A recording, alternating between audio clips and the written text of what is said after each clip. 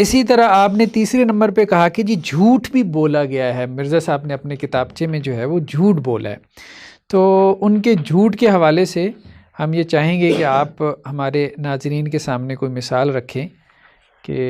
مثال کے طور پہ کس نوعیت کا جھوٹ بولا انہوں نے۔ اچھا جی، جھوٹ جو انہوں نے بولے ہیں وہ ماشاءاللہ بے شمار بولے ہیں، لیکن ان میں سے ایک بہت بڑا جھوٹ جو زبان زد عام بھی ہے اور لوگوں کے جذبات سے کھیلا بھی گیا ہے اور لوگوں کے جذبات ابھارے گئے ہیں اہل بیت کی محبت کے اندر۔ ہاں، اہل بیت کی محبت کے جذبات ہونے چاہیے، یہ تو ہمارے ایمان کا حصہ ہے، لیکن کسی پر جھوٹ بول کے الزام لگا کے اور کسی کی فیور کرنا یہ تو قطعاً جائز نہیں ہے۔ یہ دیکھیں مرزا صاحب نے یہ حدیث نمبر 45 اور 46 کے درمیان میں، اور مرزا صاحب کا ریسرچ پیپر نمبر 5 کی صفحہ 23 کے اوپر ایک نوٹ لگایا ہے، اور یہ ہمیشہ جعلی نوٹ ہی لگاتے ہیں، ہمیشہ جعلی نوٹ لگاتے ہیں، اور نوٹ لگا کے لکھتے ہیں کہ علامہ جلال الدین السیوطی المتوفی 911 یعنی 911 ہجری لکھتے ہیں کہ بنو امیہ اپنے خطبات میں سیدنا علی ابن ابی طالب رضی اللہ عنہ کو گالی دیا کرتے تھے، پھر جب سیدنا عمر بن عبدالعزیز تابعی رحمہ اللہ خلیفہ بنے تو انہوں نے اس غلیظ انتہائی گستاخانہ اور کبیر رسم کو بند کروا دیا اور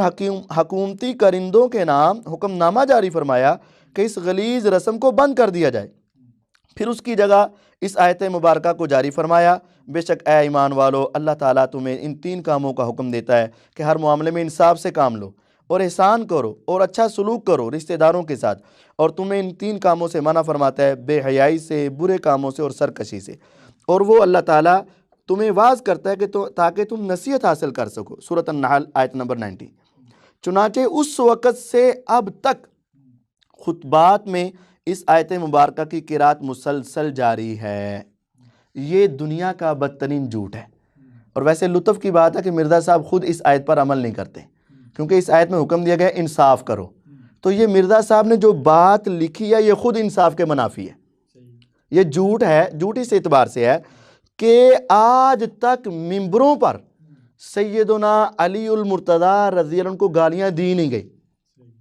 آج تک نہیں دی گئی، اور یہ کہنا کہ بنو امیہ اپنے خطبات میں سیدنا علی رضی اللہ عنہ کو گالیاں دیتے تھے ممبروں پر، یہ بدترین جھوٹ ہے، بدترین جھوٹ ہے۔ اور اس کے جھوٹ کی یہی بات کافی ہے کہ مرزا صاحب ہر وقت انٹرنیشنل نمبرنگ کی بات کرتے ہیں۔ جب اس حوالے کی باری آئی تو کتاب کا نام لکھا تاریخ الخلفاء للسیوطی اور باب عمر ابن عبدالعزیز، حوالہ آگے کیا، صفحہ کیا، جلد کیا، کون سی جگہ پہ، کتنے نمبر پہ، وہ نہیں بیان کیا۔ کیوں؟ اگر کوئی اس پورے ریفرنس پر پہنچ گیا تو مرزا صاحب کا جھوٹ پکڑا جائے گا۔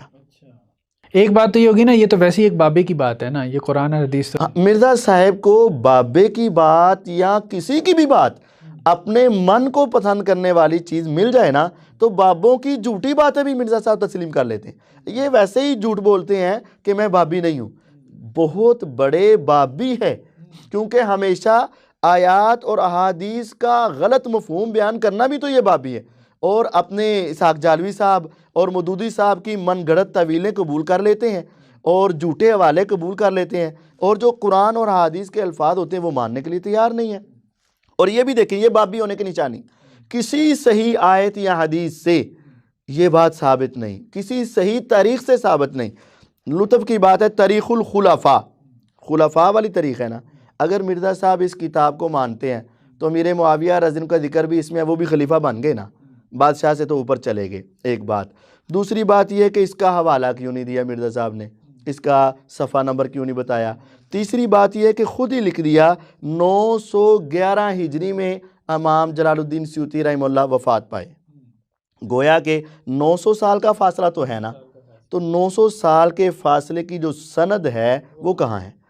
سند ہے ہی نہیں، ہو بھی تو اس کو چیک کیا جائے گا کہ صحیح ہے کہ ضعیف ہے۔ مرزا صاحب کا دعویٰ تھا صحیح الاسناد احادیث کا، ٹائٹل میں یہ لکھا ہے، اور پھر ہر صفحے پر لکھا ہے جھوٹی، بے سند، ضعیف الاسناد، تاریخی روایات کے فتنوں سے بچنے والوں کے لیے، بچنے والا خود تاریخی روایت بیان تاریخی روایت، جھوٹی روایت، بے سند روایت بیان کر کے خود امت میں فتنہ ڈالا ہے۔ اور یہ فتنہ ڈالنے کی پوری کوشش کی گئی ہے، اور عوام جو ہے وہ سادی سی یہی سمجھ رہی شاید یہ بہت پکا والا ہے۔